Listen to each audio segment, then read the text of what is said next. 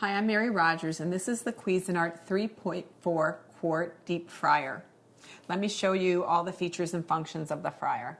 First, you have your lid. It has a nice wide arch handle. Everything's brushed stainless steel. The lid also has a viewing window here, so you can actually peek in while your food is frying. On the top here, this is your control panel. This is your temperature, so it goes from 175 to 375.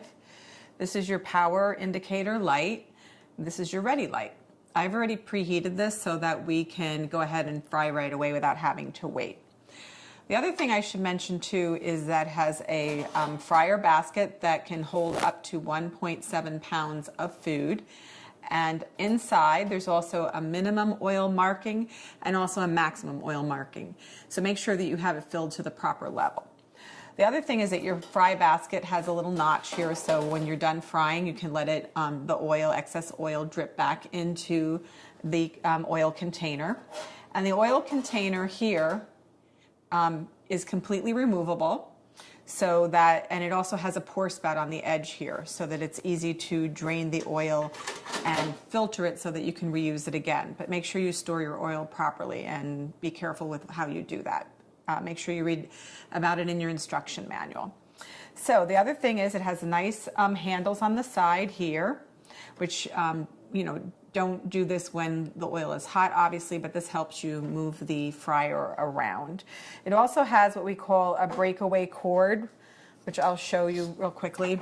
It has a magnet on it, and this is a safety feature on all fryers, that if for any reason somebody gets too close to the element, it easily breaks away from the product so that nothing happens.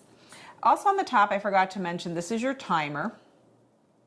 And you can see it's on 0. It goes up to 60 for your frying, and you can put it on whatever amount of time that you need for your frying, and then it's going to blink and then be set. To set it back to 0, all you do is hold your finger on the little button and it'll reset itself.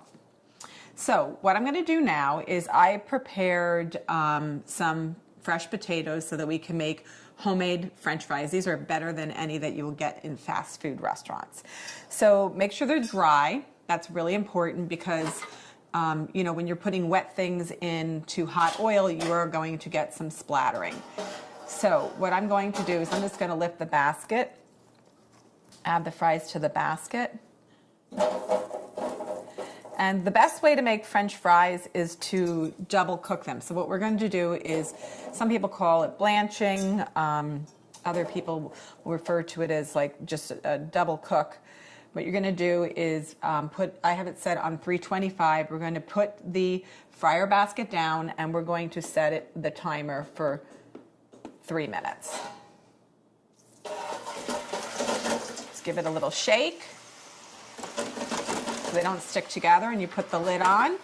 And it's great having the lid because the lid keeps any of the splatters inside, so you don't have to worry about it. So in 3 minutes, we'll come back, we'll check the fries, turn up the temperature, and then cook them for 4 minutes. So our first cook is up. So what I'm going to do is I'm just going to take these out, put them aside just for a few minutes while it comes up to 375 degrees. I'm just going to put that there.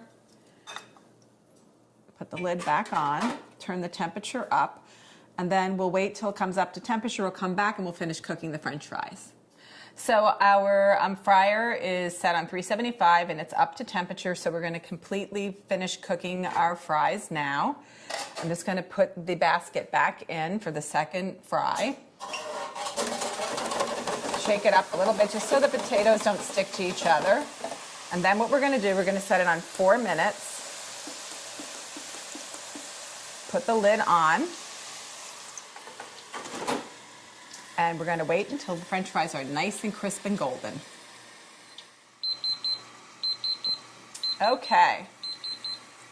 Let's see if my fries came out the way I like them. Oh, they look delicious. So the first thing you're going to do is give them a little shake. If you want, you can let them sit on the edge of the oil container, the edge of the fryer. to get off any excess oil. But what I'm going to do is give them a little shake. Just going to put them on the towel really quickly. They look really good. I love French fries. It's one of the things that I have a very hard time turning down a beautifully made French fry. Whoops. So what we're going to do now is I'm just going to put them in the serving bowl. You could have used tongs if you wanted. Now what we're going to do, this is an important step.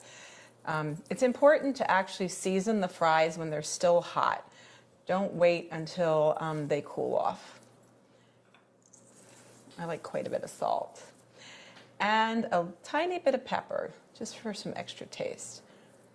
Makes it look nice too. You do not know how hard it is for me to resist tasting one of these French fries right now. A fryer is a great thing to have at home, not just for French fries. You can do chicken wings, donuts. You can do one of my other favorites, fried chicken. It makes a beautiful fried chicken. The one thing I forgot to mention about the deep fryer is it has an immersion style heating element, which means the heating element is actually in the oil itself. It heats the oil very quickly and it has a very quick recovery. It's also 1800 watts, so it can make beautifully fried foods every day of the week just for you.